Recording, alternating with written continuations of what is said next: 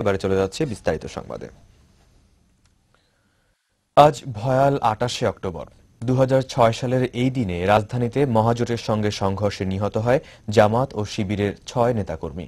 এই ঘটনায় দেশের রাজনৈতিক অঙ্গনে গণতান্ত্রিক প্রক্রিয়া মারাত্মকভাবে হোঁচট খায়। দিনটির স্মরণে সারা দেশে মানববন্ধন ও আলোচনা সভা সহ নানা কর্মসূচি পালন করা হচ্ছে। বিস্তারিত ডেস্ক রিপোর্টে। চট্টগ্রাম জামাতের উদ্যোগে শহরের একটি কমিউনিটি সেন্টারে আলোচনা সভা অনুষ্ঠিত হয়েছে।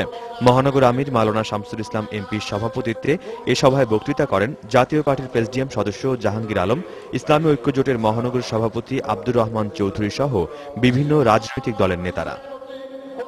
২৮শে অক্টোবর স্মরণে সিলেটে র্যালি করেছে ইসলামী ছাত্র শিবির। নগরীর চৌহাট্টা থেকে শুরু হয়ে র্যালিটি শহর প্রদক্ষিণ করে। পরে এক সমাবেশে সিলেট মহানগরীর শিবিরের নেতারা বক্তৃতা করেন। বগুড়া পৌর উদ্যানে ছাত্র শিবির সমাবেশের আয়োজন করেছে। নাটোর জেলা কেন্দ্রীয় মসজিদের সামনে মানববন্ধন করেছে ছাত্র শিবির। এ সময় বক্তারা ২৮শে অক্টোবরের হত্যাকারীদের বিচার দাবি করেন।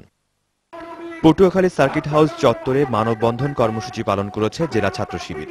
এতে বক্তব্য রাখেন জেলা শিবির সভাপতি আব্দুল্লাহ আল নাহিয়ান, জেলা জামাতের নেতা অ্যাডভোকেট নাজমুল আহসান সহ অন্যান্যরা।